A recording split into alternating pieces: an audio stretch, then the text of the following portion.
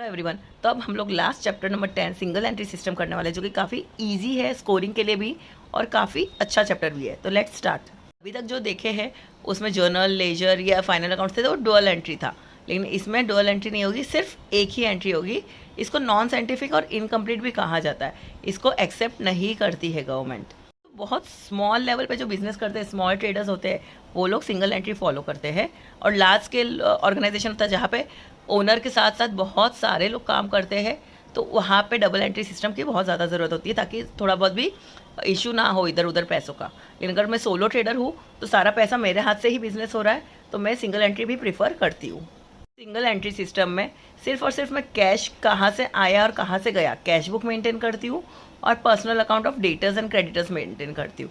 यानी मुझे कहाँ से पैसा आया और कहाँ दिया मैंने, प्लस मुझे कहाँ से आएगा और किसको मुझे देना बाकी है, बस सिर्फ इतना ही चीज़ को मैं नोट डाउन करती हूँ। रियल अकाउंट्स और नॉमिनल अकाउंट्स को मेंटेन नहीं करती हूँ। दो सिंगल एंट्री सिस्टम का कोई स्पेसिफिक रूल फॉर्मेट नहीं है। कैश बुक और किनको पैसा देना है लेना है डेटर्स क्रेडिटर्स का ही मेंटेन करता है। तो उसका टैक्स कैसे पे होगा, उसका टैक्स कितना भरना है, उसका एक्चुअल इनकम कितना है, वो कैसे निकालते हैं, तो वो आज हम इस चैप्टर में देखेंगे। कैसे करते हैं वो देखते हैं। अगर मुझे किसी कंपनी की फाइनेंशियल पोजीशन पता चलनी चाहिए और जिसमें उसने ट्रेडिंग पीएनएल अकाउंट नहीं बनाया है, तो कैसे देखेंगे। तो उसके लिए हम पहले बनाते हैं opening statement of affairs, closing statement of affairs और statement of profit and loss. अभी सपोज मैंने एक एग्जांपल लिया है चमन लाल एंड सन्स, उसका फिनेंशियल ईयर 2017-18 का मुझे फिनेंशियल पोजीशन निकालना है। तो 2017-18 स्टार्ट कब से होगा, 1 अप्रैल 2017 टू 31 मार्च 2018। तो ये ओपनिंग है और ये क्लोजिंग है, ठीक है।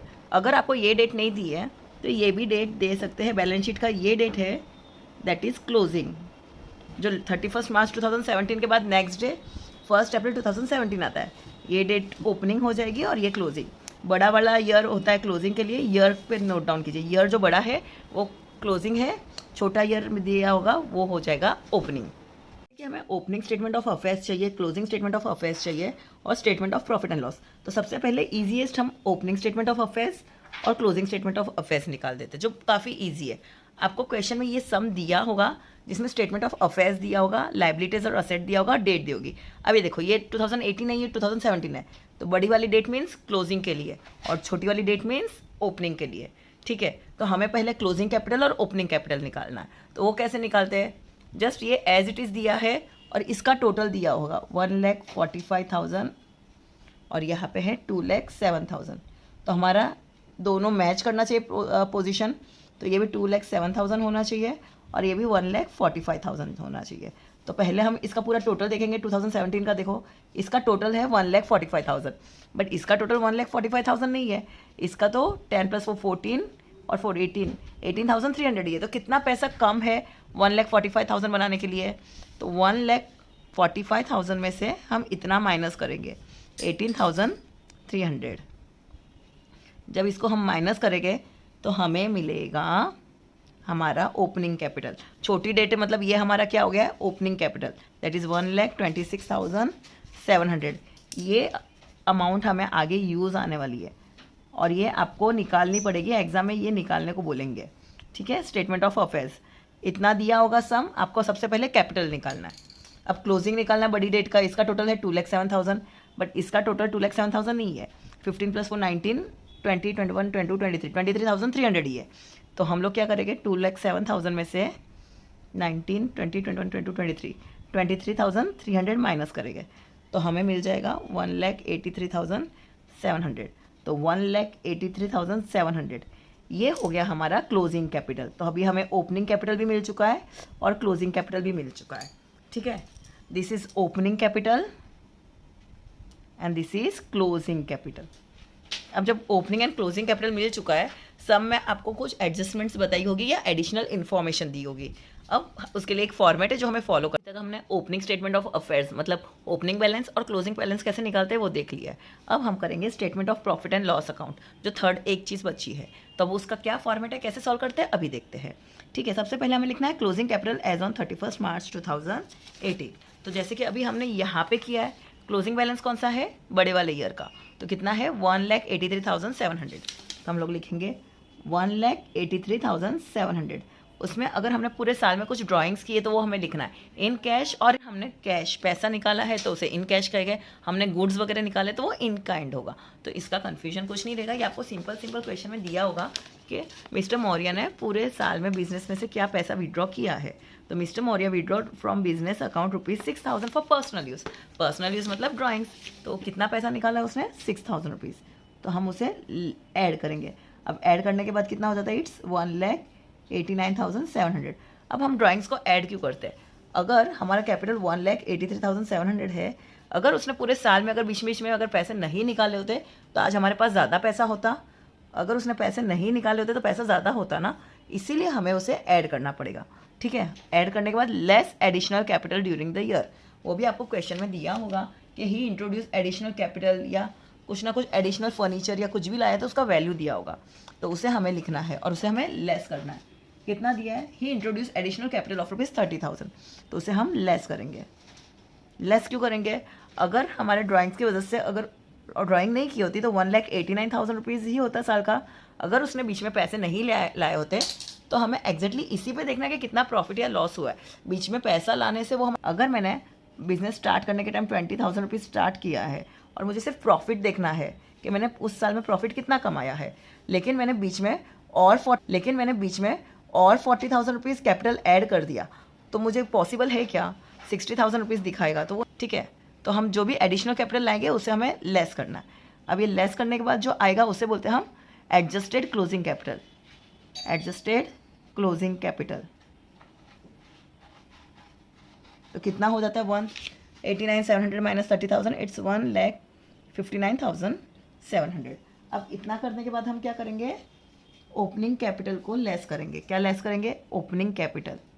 Less opening capital as on कितना था? As on 31 March 2017। अब हमारा ओपनिंग कैपिटल देख लो कितना है जो हमने निकाला है, 1,26,700। 1,26,700। तो इससे हमें पता चलेगा हमारा profit during the year, profit या लॉस जो भी हो सकता है during the year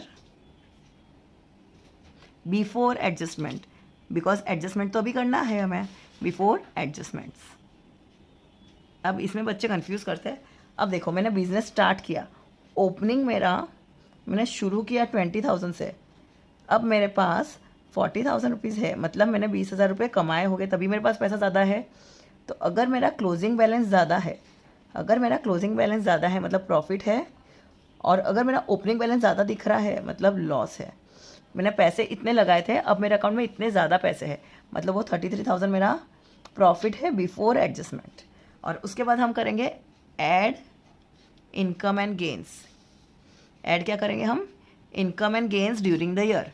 income and gains during the year. तो आज ये फर्स्ट लेक्चर है तो हमने इजी सम लिया है जिसमें इनकम कुछ भी बताई नहीं है, तो ये हमारा डैश हो जाएगा।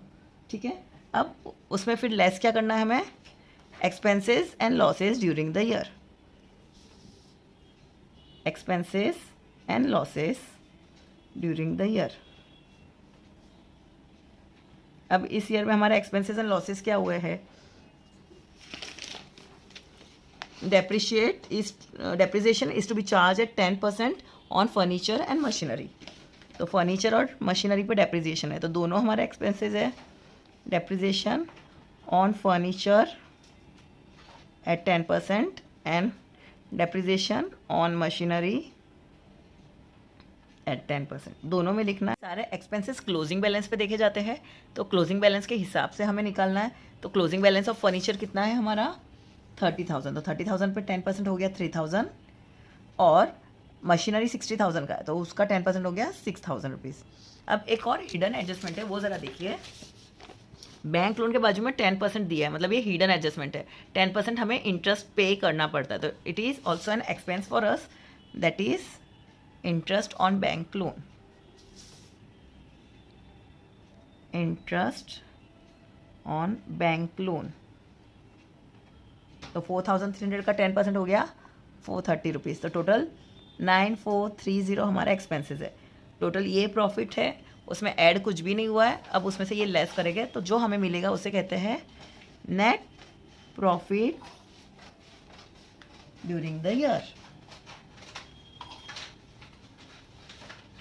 अब वो 33,000 माइनस 9430 करेंगे, वी विल गेट 23,570। ठीक है, तो ये हमने थोड़ा सा इजी सम लिया है।